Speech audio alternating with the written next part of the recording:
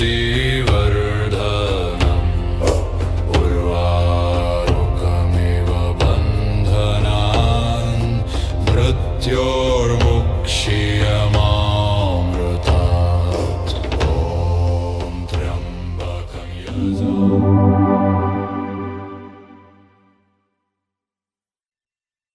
திருவண்ணாமலைன்னு ஒன்று இருக்குது. என்ன இது? இந்த உலகத்தினுடைய இதயம் கோயில், அக்னி ஸ்தலம். அங்க போறேன். அவரை போல நான் சொல்லுவேன், இன்னைக்கும் அவரு போல ஒரு கடவுள் நம்பிக்கை இல்லாதவர் கிடையாது. திருவண்ணாமலையிலே உட்கார்ந்துருப்பாரு. ஆனா கடவுள் டெய்லி போய் தினந்தோறும் போய் சிவனை கும்பிட்டு பக்தியில் அவர் இல்லை, ஞான யோகத்துக்கு போனார்.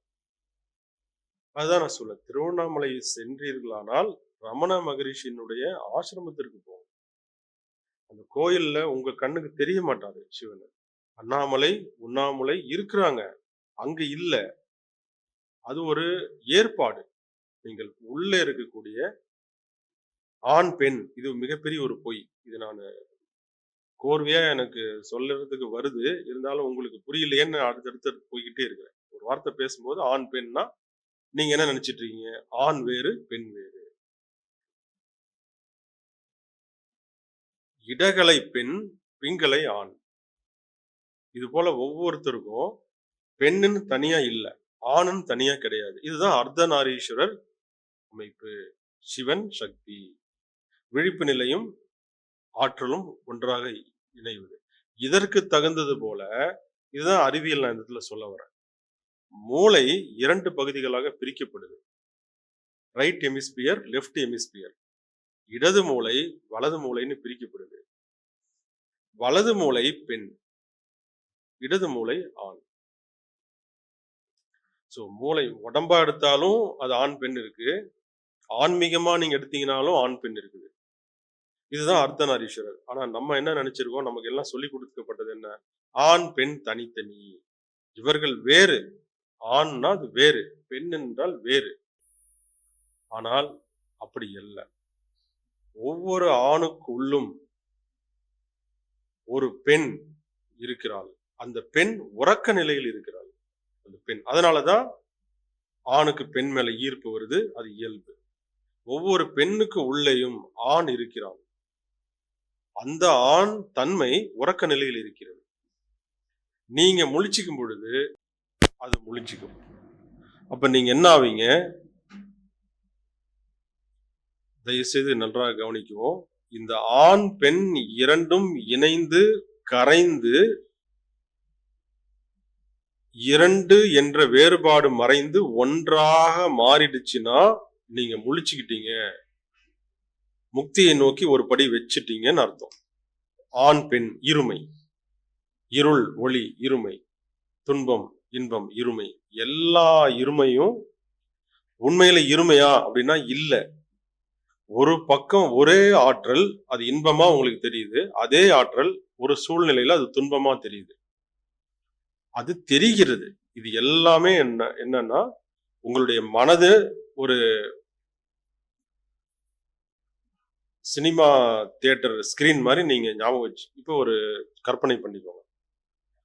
உங்க மனம் ஒரு சின்ன திரையோ அல்லது பெரிய திரையோ, அந்த திரையில் விழக்கூடிய பிம்பங்கள் தான் நீங்க வாழ்ற வாழ்க்கை.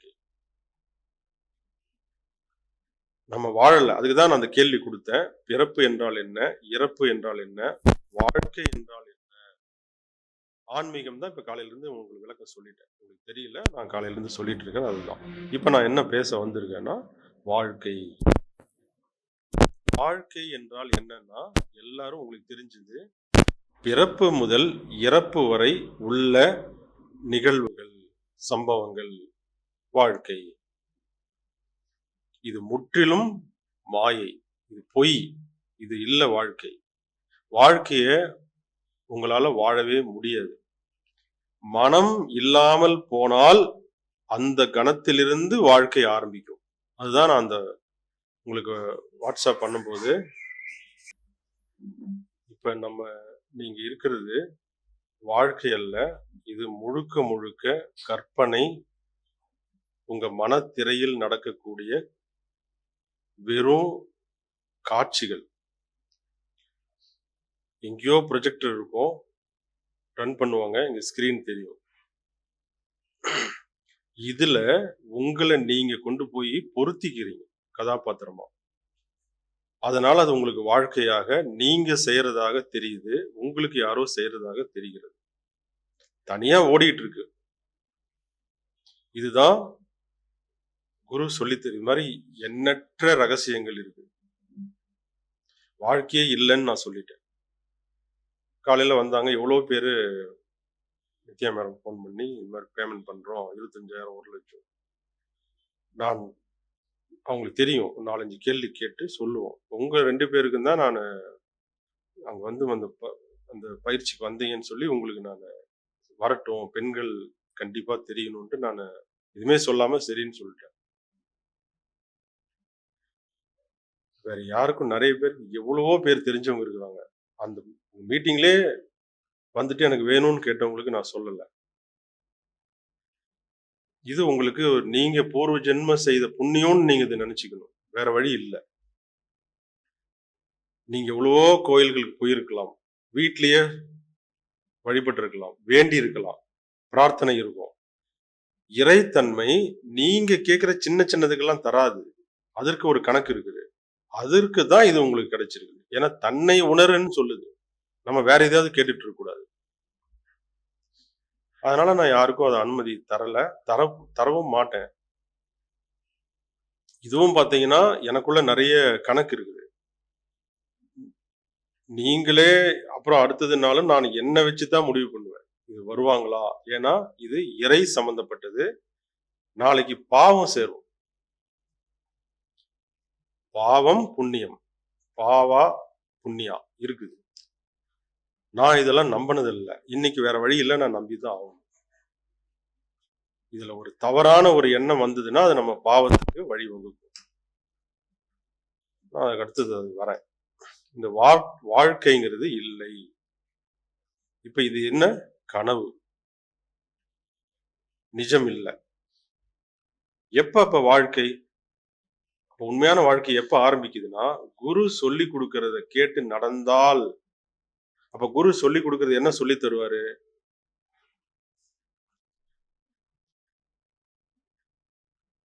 நீ உன்னுடைய பெயரோ அடையாளமோ இல்ல, நீ உன்னுடைய உடலும் மனமும் இல்ல. இது 2 முக்கியமானது. அதுக்கு அடுத்தது 2 இருக்கு. இடமும் நேரமும் இல்ல. ஆனா உங்களுக்கு இப்ப என்ன சொல்லப்பட்டிருக்குது? இடம்னு ஒண்ணு இருக்கு. இது ஜென்னி ரெசிடென்சி, வீடு, காடு, தோட்டம். ஆனால் இந்த உண்மை அடிப்படையில், இறை உண்மை அடிப்படையில இடம்ங்கிறதே ஒண்ணு கிடையாது. நேரம்ங்கிறது அடுத்தது இருக்கு, நம்புறீங்க. 10 மணி 11 மணி பேசுறோம். நான் ஆச்சரியப்பட்டேன். இதெல்லாம் ஃபர்ஸ்ட் எனக்கு தெரியும் பொழுது, உணரும் பொழுது. ஆமா, உணரணும், தெரிஞ்சுக்கிறது இல்லை. அதுக்குதான் நான் சொன்னேன், எழுதாதீங்க, தலையில ஏறாது. உணரணும். உணர்றதுக்கு தியானம் வேணும். அதெல்லாம் அடுத்தடுத்தது வருது. இடமும் கிடையாது, நேரமும் கிடையாது. ஆனா நமக்கு உலகம் கற்பிச்சிருக்கிறது, குடும்பத்திலிருந்து இடம்னு ஒண்ணு இருக்கு, உட்காரத்துக்குன்னு ஒரு இடம் இருக்குது, காருன்னு ஒண்ணு இடம் இருக்கு. எல்லாமே இடம் சார்ந்தது தான், நேரம் சார்ந்தது தான். மூன்றாவது ஒரு 2 இருக்கு, காரணம் காரியம், காஸ் அண்ட் எஃபெக்ட். ஒரு காரணம் இருக்குது, அதனால அந்த காரியம் நடக்குது. இது 2 இந்த உலகத்துல இருக்குது. இதுதான் நமக்கு சொல்லப்பட்டிருக்குது. அது குடும்பமாகட்டும், கல்வியாகட்டும், சமுதாயமாகட்டும், இது சொல்லப்பட்டிருக்குது. முதல் என்ன இருக்குது? நான் இருக்கிறேன், என்னுடைய மனம் இருக்கு, இந்த உடம்பு இருக்கு, இடம் இருக்கு, நேரம் இருக்கு, காரணம் இருக்கு, காரியம் இருக்கு. ஆனா இந்த பிரபஞ்சத்துல இந்த 6ம் இல்லாம போனால் உங்களுக்கு நீங்க இருக்கவே கூடாது. உடம்பா நீங்க உங்களை கருதக்கூடாது. மனம் இல்ல, இடமும் இல்ல, நேரமும் இல்ல, காரணமும் இல்ல, காரியமும் இல்லைன்னா இது இப்பதான் நான் முதல் உங்களுக்கு சொல்றேன். இதை நீங்க கடைபிடித்து வாழ்ந்தீர்களானால், இந்த 6ம் போயிடுச்சுன்னா அன்றைக்கு தான் அந்த வாழ்க்கை, உண்மையான வாழ்க்கையே ஆரம்பம். இந்த 6ம் இருக்கிற வரைக்கும் நம்ம வாழல. இதுதான் நான் வாழ்க்கைன்னா என்னன்னு கேட்டதுக்கு பொருள்.